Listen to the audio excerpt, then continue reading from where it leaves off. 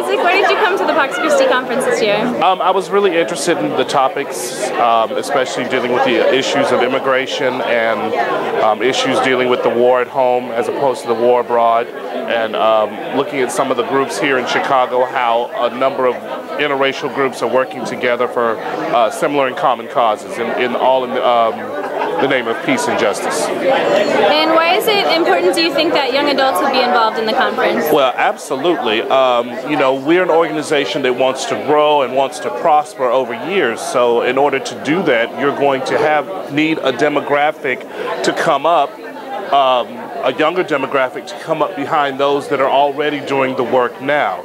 You know, none of us are getting younger.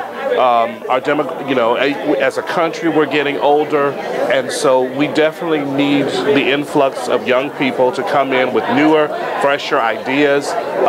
With all the changes going on in technology, a lot of our young people are up on those technologies and can be able to incorporate those technologies to help us spread our message and spread the word. So that's absolutely essential. You know, if you don't have, just like plants, if you don't have those young buds and young stems coming out, you're going to have a tree or a plant that's going to eventually die out. And why would young adults be important to the work of PCART, the PCUSA anti-racism team? Correct. Okay.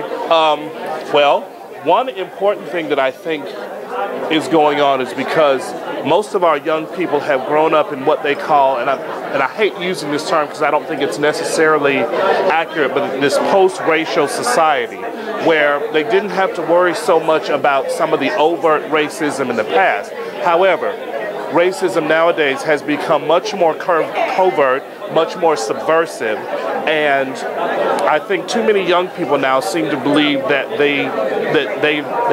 racism is not a problem, that folks have gotten over those things, it's a thing of the past.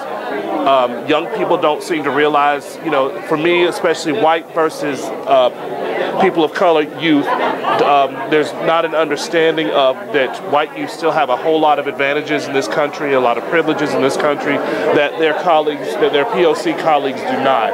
And I think it's very important that they understand that the work still needs to be going on. The election of Barack Obama was a great thing, it was a wonderful thing, but there's still other work that still needs to be done. And we see that. We've seen that with some of the rhetoric that was going on during the Sonia Sotomayor confirmation hearings. President Obama is still getting death threats, probably more than any other sitting president to this day.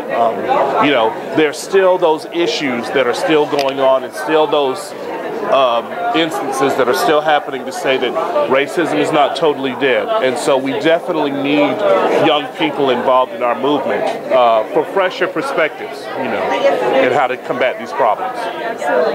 Thank you. Thank you.